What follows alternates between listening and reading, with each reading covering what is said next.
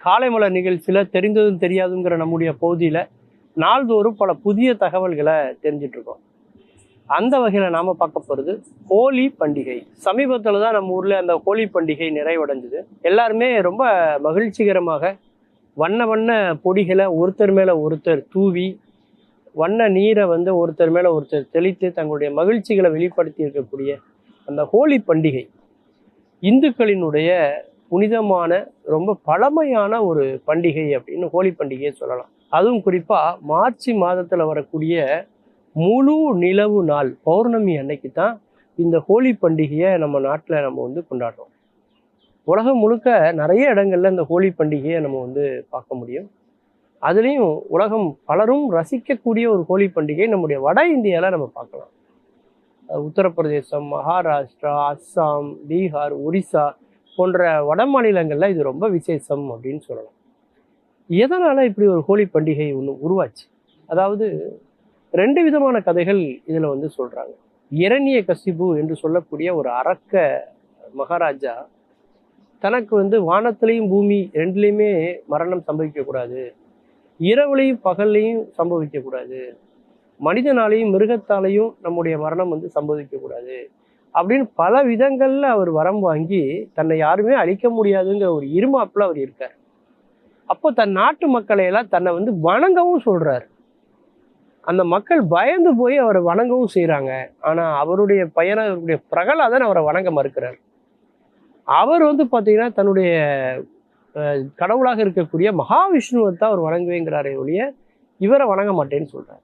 இப்போ இவருக்கு ஒரு சிக்கல் வருது.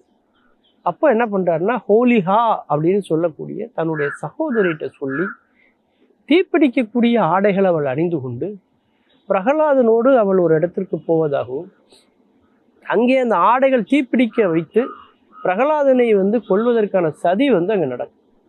பிரகலாதனை அழிப்பதற்கு பல முயற்சிகள் எடுத்தும் எல்லா இதிலுமே அவர் தப்பிச்சிடுறாரு. அந்த தீப்பிடிக்கிற சம்பவத்தில் கூட பார்த்தீங்கன்னா அவர் மகாவிஷ்ணுவை வேண்ட அவர் உயிர் பிழைத்து விடுகிறார். அந்த பெண், அந்த ஹோலிஹா என்ற பெண் இறந்து போகிறார். நம்ம தென் இந்தியாவை பொறுத்த வரைக்கும் பார்த்தீங்கன்னா இதை காமன் எரிப்பு அப்படின்னு சொல்லுவாங்க. மன்மதனையும் ரதியையும் சிவபெருமான் நெற்றிக்கண்ணை திறந்து எரிக்கிறார் இல்லையா, தவத்தை கலைக்கிறாங்க அப்படிங்கிறதுக்காக அதோட தொடர்புபடுத்தி இதை பார்க்குற பழக்கம் உண்டு. அதனால தான் ஹோலி பண்டிகைக்கு ஒரு நாளைக்கு முன்னாடி பார்த்தீங்கன்னா அந்த ஹோலிஹான்னு சொல்லக்கூடிய அந்த பெண்ணை நினைவுபடுத்தும்படியாக தீமைகளை எல்லாம் எரிக்கக்கூடிய ஒரு நாளாக அந்த நாளை பார்க்குறாங்க. அது மட்டும் இல்லாமல் அந்த காலத்தில் பார்த்தீங்கன்னா அறுவடை செய்து கிடைத்திருக்கக்கூடிய விளைச்சலை எல்லாம் இறைவனுக்கு படைக்கக்கூடிய ஒரு நாளாகவும் இந்த ஹோலி பண்டிகை அந்த காலத்தில் இருந்திருக்குன்னு சொல்லலாம்.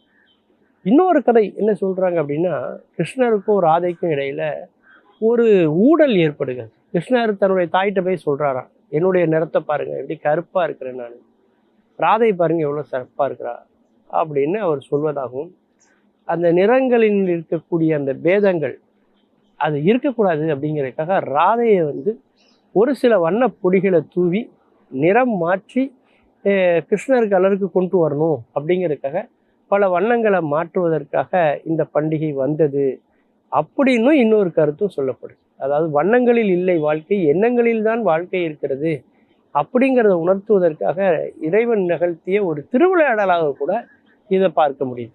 அந்த அளவுக்கு ஒருவருக்கு ஒருவர் தங்களுடைய மகிழ்ச்சியை வெளிப்படுத்திக் கொள்வதற்காக வண்ண வண்ண கலர் பொடிகளை எல்லாம் தூவி ஒருத்தர் மீது தனக்கு இருக்கிற அன்பை வெளிப்படுத்தக்கூடிய ஒரு விழாவாக இந்த ஹோலி பண்டிகையை நம்ம பார்க்க முடியும். நம்ம ஊரில் கிராமத்துல எல்லாம் பார்த்தீங்கன்னா அந்த மஞ்சள் தண்ணி ஊற்றுறதுன்னு சொல்லுவாங்க.